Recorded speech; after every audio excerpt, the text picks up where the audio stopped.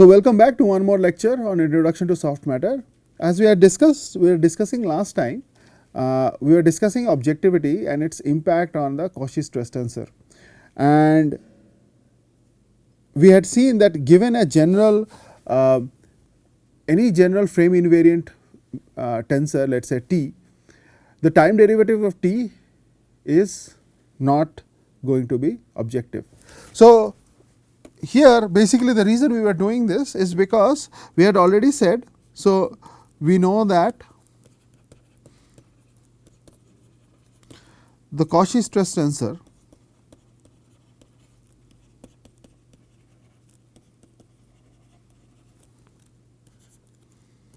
is objective. But what we proved earlier, it implies that the time derivative of this is not objective, is not objective. Similarly, so we also saw that the original governing equation had an epsilon dot term, right? And what happens is that the gradient of the velocity field is also not objective. Okay. We are going to skip some of those calculations. So, I will just mention that, and we are going to today just look at the consequence of all this. So, it can be shown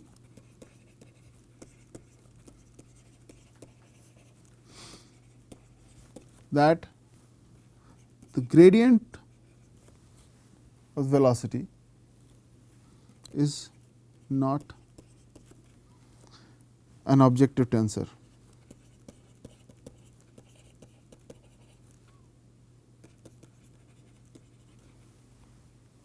Okay. But V plus, so the gradient of V plus the gradient of V transpose is objective.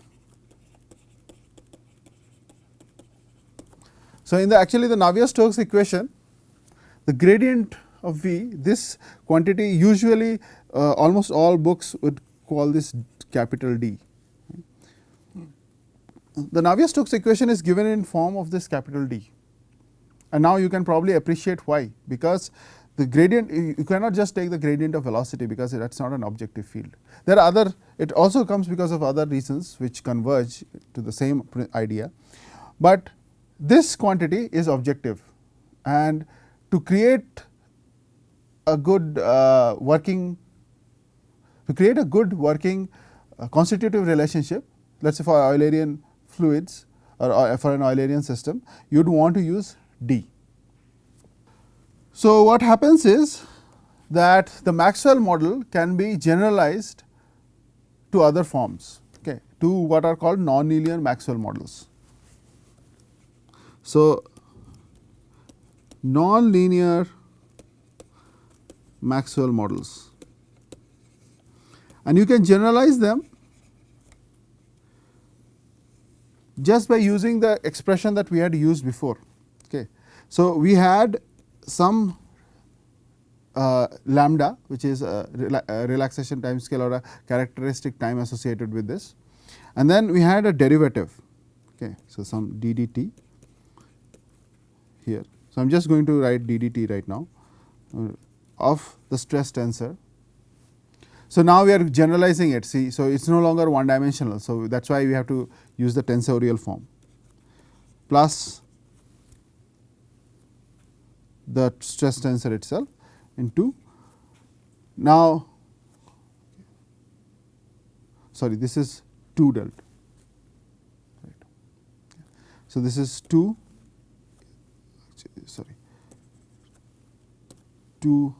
eta times d. Okay. So, instead of epsilon dot, we have to use this particular term. So, this now has to be some invariant vector.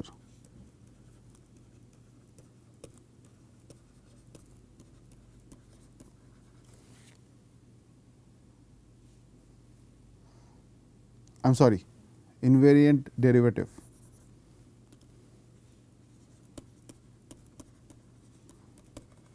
Okay. And this is where the ideas of different types of invariant derivatives come in, and actually there are many different types of invariant derivatives. The purpose of this class is not to go into details and depths of the invariant derivatives. Remember that this is just an introductory class. So, we are sort of going to leave you at a point such that this is where from where a more advanced course can begin, right. So, the invariant derivative, there are many different forms, and one of them, for example, is the as an upper convected derivative, also called the Oldroyd derivative.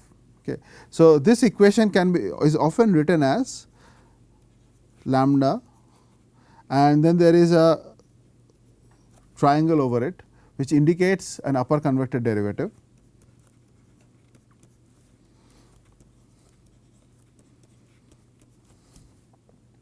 And this indicates an upper convected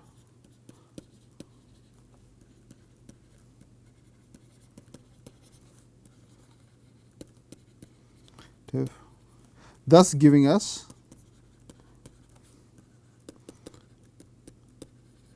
what is called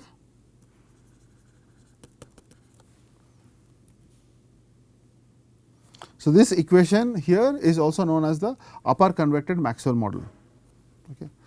Maybe I will just write it separately. Okay. So, this is the upper convected derivative, also called the Oldroyd derivative. So, this triangle here, this marks the upper convected derivative, also called Oldroyd derivative, and this model is now my upper convected Maxwell model.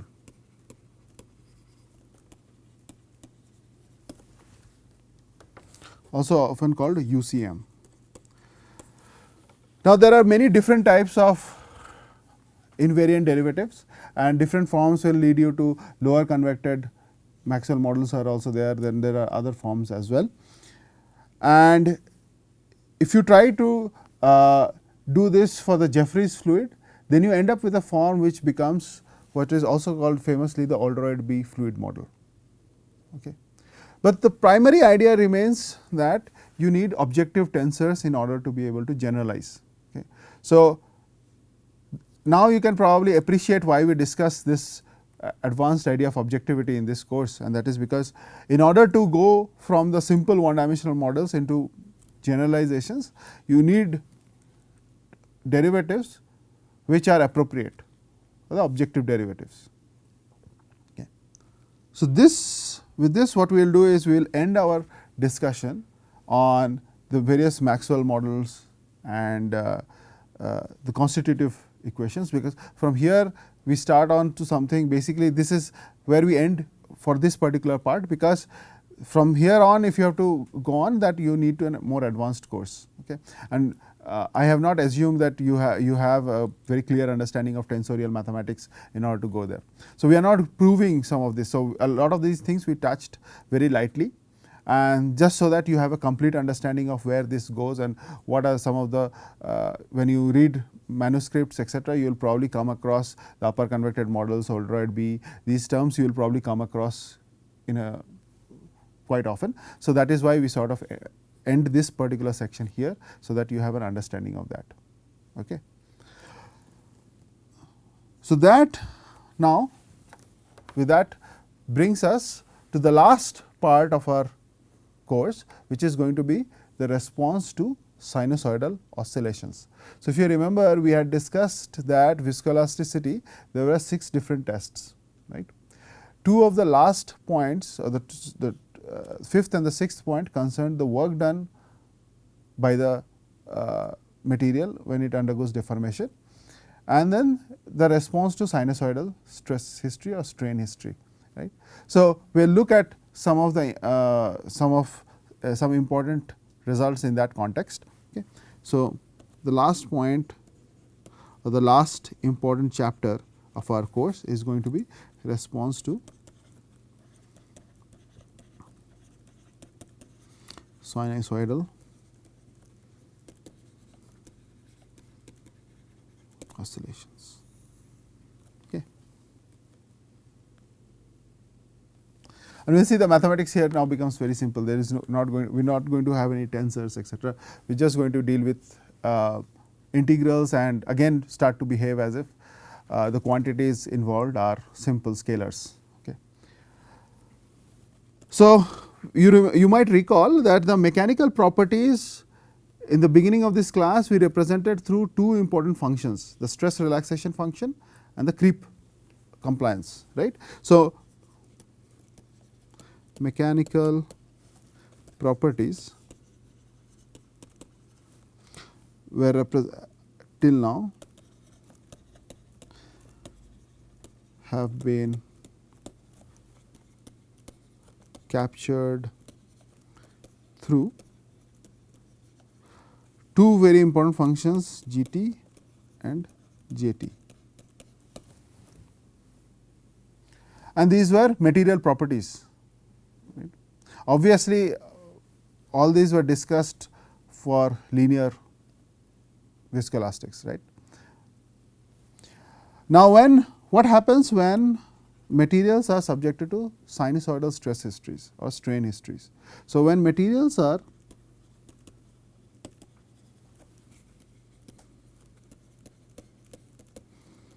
subjected to sinusoidal strain or stress histories, other material response functions become important.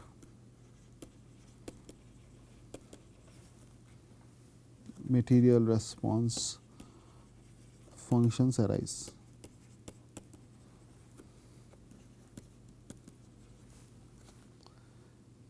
And these functions are related to JT and GT, but their forms become very different from the initial looks. Okay. So, what we are going to consider is as an input of a sinusoidal strain. Okay. So, consider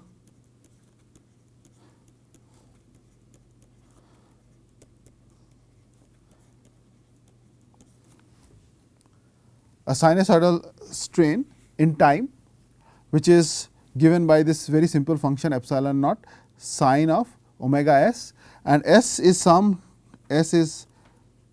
time. Okay. So, basically it starts from 0 and goes on till infinity. Okay. We are going to further assume that the oscillations are, so we are going to assume, so the assumption here that is going to be required for any further calculation is that the oscillation amplitude is small enough. So, basically this epsilon naught term, this is small enough, and when we say small enough, we mean that such that the material response is still in the linear category. Okay. So, oscillation amplitude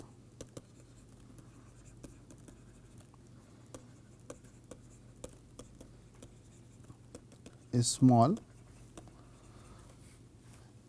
such that material response is in the linear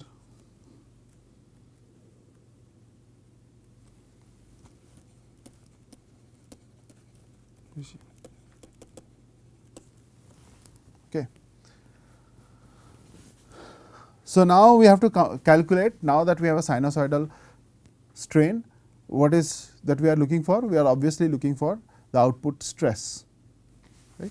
So, we had already first mentioned the stress as we had seen the different forms of stress, the generalized forms, and that for example, we had seen that this it can be written as epsilon 0 epsilon at 0 into GT plus an integral. Right. This was the convolution integral. So, it will actually go from 0 to t, and then you can have this g in the convolution form, right. So, and because this was a convolution, we could also switch these, right. So, it turns out that this is not, this form becomes a little bit more difficult to work with. It is easier if you work with this particular So, we are going to work with this form, where we are just going to switch these two, and we are going to say this is g of s. So, now we know, since we have the form of the input strain, we also have the form of the derivative, right. So, we know that we do not have to write that, we will just write down that epsilon dot s is epsilon naught into omega into cosine of. And before we proceed further, we are going to make one more assumption. Okay. So, before we proceed, we will assume that this g has a particular form. Okay. So, we are going to assume that g t can be written as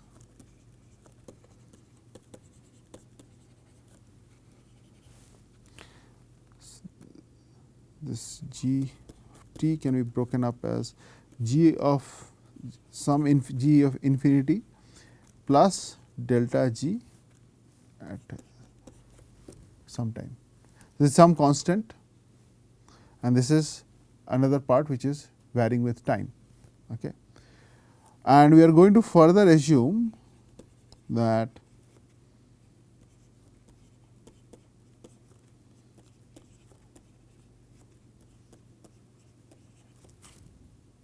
t tends to infinity.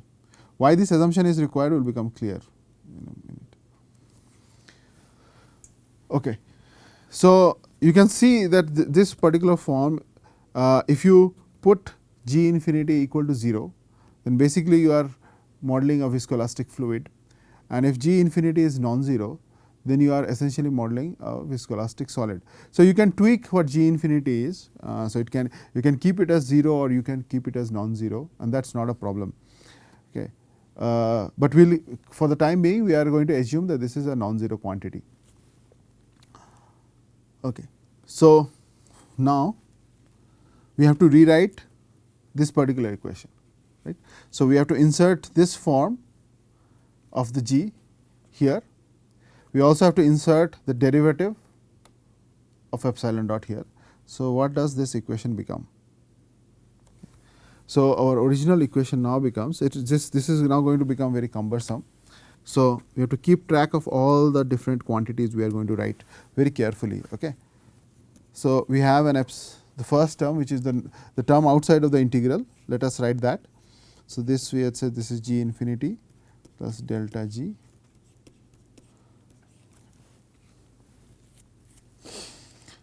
and then you have the integral term. So, 0 to t, and here you have to write this is g infinity plus the delta g. Now, inside the expression we are using s as the dummy variable for time integration over time. Okay. So, we are just now going to make it this, and then we also have this epsilon dot t minus s ds.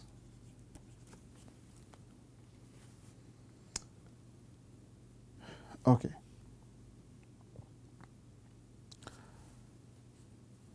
So, we have two terms here. You have epsilon naught into g infinity, then you have epsilon naught into delta g t plus the term under this integration. So, we can break this up into two different integrals, 0 to t, just a second.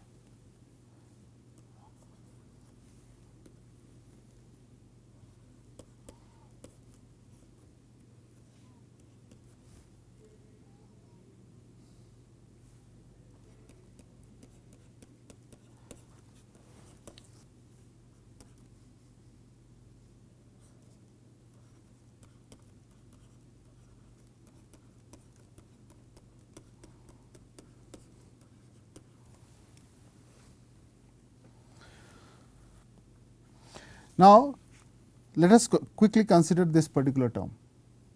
Okay. We have already provided a particular form of the sinusoidal strain, right. So, this is epsilon naught, So, this particular term is going to be 0. We have a sine function, right. So, this will just go away.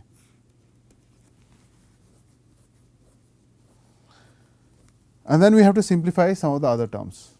Okay. So, since this equation is becoming a bit cumbersome, let us try to simplify each term by itself.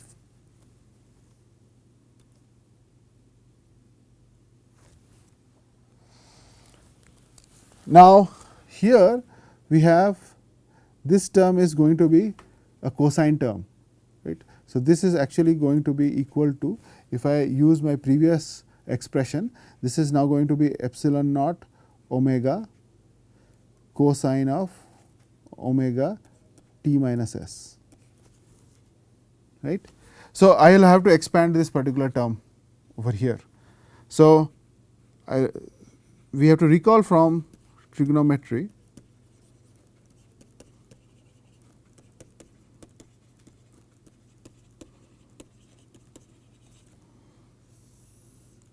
that if you had cos of a plus b, that was equal to cosine a times cosine b minus sine a into sine b. What is it going to lead me to? So, we can quickly see what this is going to do for us, and that is, for in our case we are going to have to deal with a cos of omega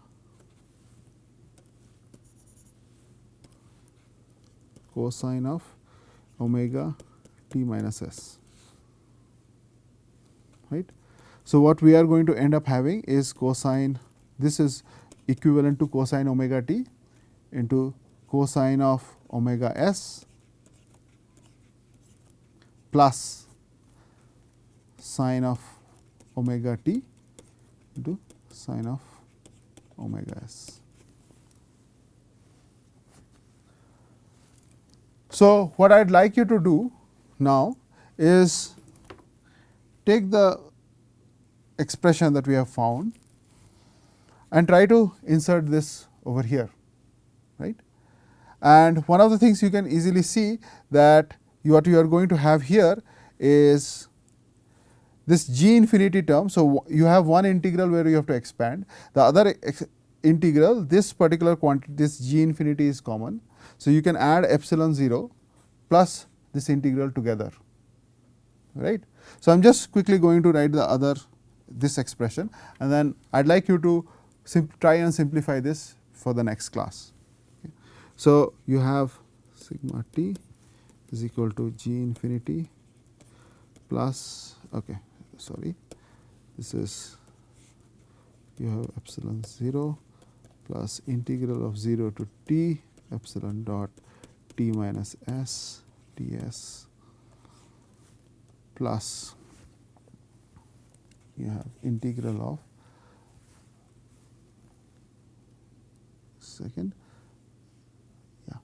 delta gs multiplied by this cosine of omega t minus s ds 0 to t. Now, there is a couple of things missing which are going to be,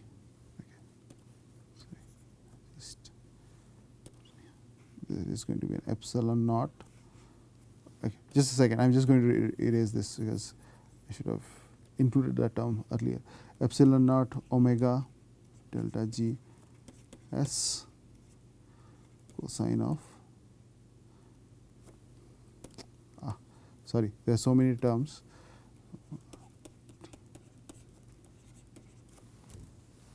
Okay. So, further we have to keep on doing our algebra, we have to keep on inserting the terms, and we are going to obviously use this particular form of cos omega t minus s and put it here. So, we will do that in the next class. Okay. So, I will stop here for the class today, and then we can restart from where we left off in the next class. Okay. So, we will stop here. Thank you.